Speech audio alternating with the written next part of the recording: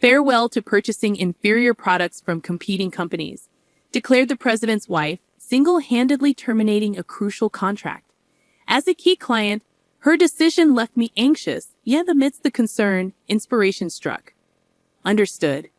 We will cease all deliveries to your company, I confidently asserted, sealing the deal with my signature on the contract she presented. Later, the president's wife returned to our premises, her countenance drained of color, a blend of shock and dismay evident.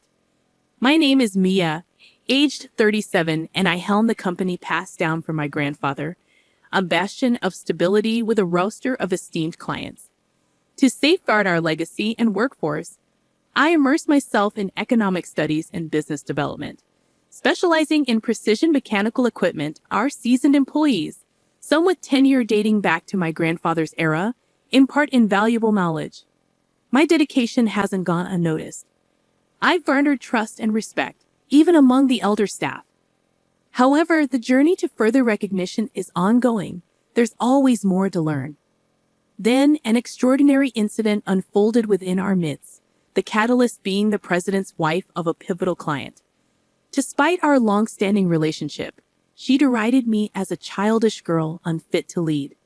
Mrs. Brown's unexpected appearance at her husband's year-end gala, where I was invited, marked our initial encounter. After cordial pleasantries, she delivered a disconcerting warning, insinuating potential repercussions for perceived deception.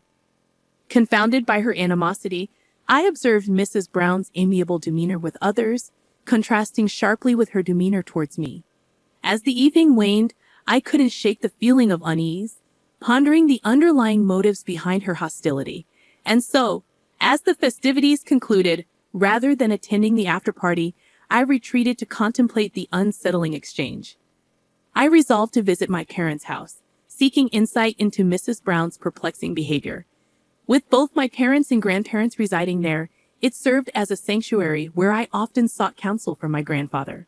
Upon arrival, I extended my apologies for the late hour, met with warm welcomes from my parents, who informed me that my grandfather was still awake.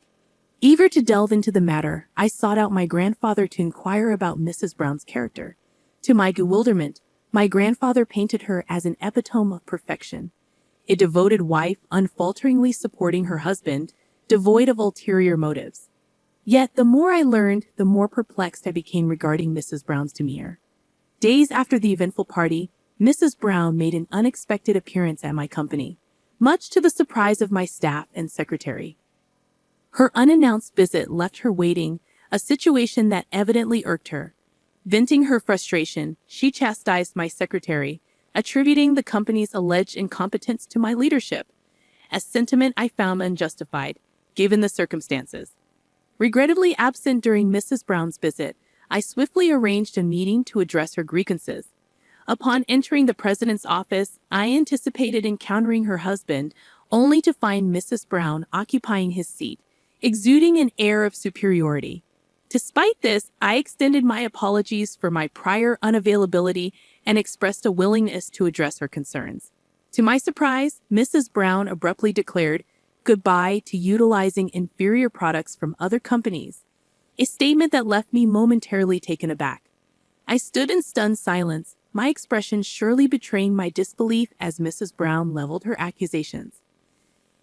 A company overseen by someone as inexperienced as you simply can't be relied upon, she asserted, citing alleged overcharging and questioning the quality of our products.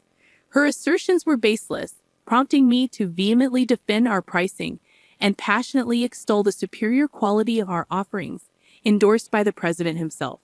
Yet Mrs. Brown remained obstinate, refusing to entertain reason, her condescending demeanor grating on my nerves. When pressed about the president's awareness, she revealed her interim role as acting president, granted due to her spouse's sudden departure abroad to address production issues. It dawned on me why the president had been absent from the recent gathering. With finality, Mrs. Brown decreed our impending contract termination, insisting on a prompt meeting the following day to finalize the details. Feeling unceremoniously dismissed, I departed her office, a sense of urgency settling over me. The realization struck hard. Losing Mrs. Brown's company as a client posed a significant threat to our financial stability. Without their patronage, meeting payroll could become precarious. A palpable sense of crisis engulfed me as I contemplated the impending challenge of securing our company's future. Frantically, I racked my brain for strategies to salvage the Imperial contract. The following day, Mrs. Brown punctually arrived at our premises, her demeanor somber as she placed the termination documents on my desk, urging swift action. Refusing to sign without consulting the president, I pleaded for time, only to be met with dismissive remarks about our operations' scale in comparison to their corporate stature. Infuriated by Mrs. Brown's arrogant stance and the abrupt termination, I felt betrayed by the lack of remorse for severing our long-standing ties. Resolute in my decision, I enacted the contingency plan I had devised. In a moment of clarity, I confronted Mrs. Brown. Her laughter at my inquiry met with a steely resolve from my end. With a swift stroke, I affirmed our withdrawal from future dealings, momentarily catching her off guard before she regained her composure, seemingly satisfied with the outcome. As Mrs. Brown departed, her self-satisfied demeanor evident, my secretary and I exchanged polite bows, concealing inner smiles. Reflecting on the situation, I couldn't help but feel a twinge of amusement, contemplating her oversight and hastily concluding the agreement. Following her departure, I extended gratitude to Mrs. Brown's husband via email, expressing appreciation for past collaborations. Moments later, a call disrupted the quiet of our office, signaling the beginning of a new chapter. I found myself caught off guard by the unexpected call, but quickly regained composure upon reading the president's email.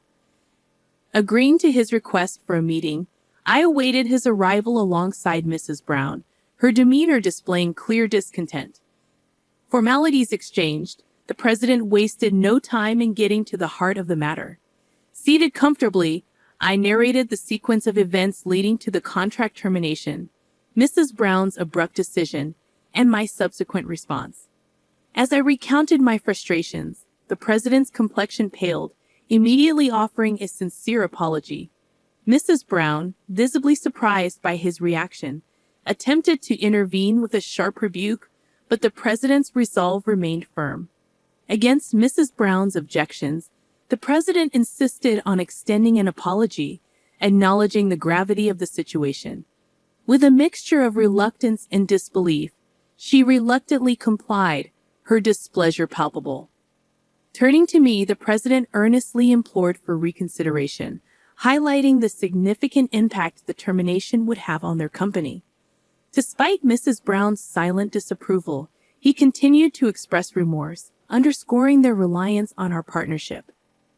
As tensions simmered, it became evident that despite any potential repercussions, our company's significance to theirs couldn't be ignored. With a nod of understanding, I acknowledged the president's plea, signaling a potential pathway to reconciliation. I've already secured contracts with overseas companies to replace it. What's the problem with that? Mrs. Brown maintained her assertive stance. I couldn't help but sigh in exasperation at her demeanor. Witnessing my reaction, the president was visibly shocked, unleashing a furious reprimand upon Mrs. Brown. You don't understand anything. How could you do this without consideration? We've had a faithful relationship with this company for 40 years. Do you understand the significance of that? His words fell on deaf ears as Mrs. Brown laughed them off, asserting her disregard for old relationships. So what? I don't care about old relationships. Cutting ties with this company will reduce costs, allowing us to lower the prices of our own products. It's all beneficial, she retorted, unyielding in her stance. The president's anger only intensified, regretting his decision to let her act as president. In a moment of triumph, Mrs. Brown's phone interrupted the confrontation. Brushing off the call with irritation, her demeanor shifted to panic and confusion. Sensing something amiss, I waited until she ended the call before inquiring about the issue. Seemingly overwhelmed, Mrs. Brown began to mutter about delayed and inferior goods from the overseas company. I couldn't help but mockingly laugh at her distress, explaining that such setbacks were to be expected.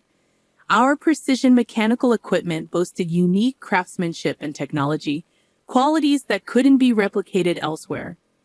Confounded, Mrs. Brown demanded clarification. Firmly, I elaborated on the significance of our company's cultivated technology and craftsmanship, emphasizing that our products incorporated techniques unavailable elsewhere. It was a moment of realization for Mrs. Brown, as she finally grasped the true value of our offerings. Confidently, I made my stance clear, prompting a shift in Mrs. Brown's demeanor from aggression to frustration and defeat. Maintaining my composure, I faced her with a triumphant expression, observing as she retreated into sullen silence, her demeanor akin to that of a sulking child. Curious about the motivations behind her actions, I pressed Mrs. Brown for an explanation.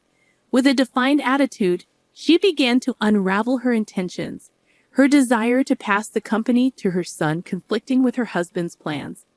It became evident that her actions were driven by a misguided attempt to secure her son's future by positioning him as the company's president, a plan thwarted by her husband's opposition. Seizing an opportunity presented by overseas complications, Mrs. Brown had orchestrated a series of maneuvers to consolidate power and eliminate perceived threats, including severing long-standing partnerships and pursuing alternative contracts. However, her plans unraveled upon discovering her son's true aspirations, leading to a moment of reckoning. In a surprising turn, the president revealed their son's preference for pursuing agriculture, not business, an admission that left Mrs. Brown visibly shaken. Confronted with the reality of her son's desires, her resolve faltered and she sank to the floor in defeat. With sincerity, the president pleaded for a chance to rectify the situation, expressing a willingness to amend the terms of our contract. Extending a hand in reconciliation, I proposed a path forward on the condition that Mrs. Brown relinquish her involvement in the company's management. While the president's relief was palpable, Mrs. Brown remained embittered, insisting that the termination documents would stand. Despite her resistance, a glimmer of hope emerged as the possibility of reconciliation beckoned, marking a pivotal moment in our dealings with Mrs. Brown and her company. I stood firm in my decision not to invalidate the contract termination, a move driven by Mrs. Brown's unwavering ambition for her son to ascend to the presidency. Despite her stubbornness, I remained composed, suggesting she revisit the contract documents. In a pointed gesture, I drew attention to an overlooked detail, my signature placed outside the designated area. Mrs. Brown's silence spoke volumes as she grappled with the realization of her oversight. With a calm admonition, I underscored the importance of meticulousness in managerial roles, a trait seemingly lacking in Mrs. Brown's approach. As the president eagerly examined the document, gratitude overflowed from him, contrasting sharply with Mrs. Brown's remorseful demeanor. Relieved to have preserved a crucial contract, I earned praise from my grandfather for safeguarding our employees' future. However, Mrs. Brown's duplicity extended beyond our dealings, prompting widespread apologies from the president to affected companies. I lent my assistance in clarifying the situation, fostering cooperation among those wronged by Mrs. Brown's actions. Consequently, Mrs. Brown faced repercussions, ousted from the management team and embroiled in divorce proceedings with the president. Despite her resistance, his resolve remained unyielding, driven by a sense of betrayal. Meanwhile, her son found liberation from his mother's pressures, pursuing his agricultural studies with newfound independence. For my company, the ordeal yielded unforeseen benefits, garnering favor with major corporations and attracting new contracts. Sales surged, surpassing even my grandfather's achievements, while employee morale soared. As I continued to lead and learn, the lessons gleaned from this experience reaffirmed my commitment to growth and integrity.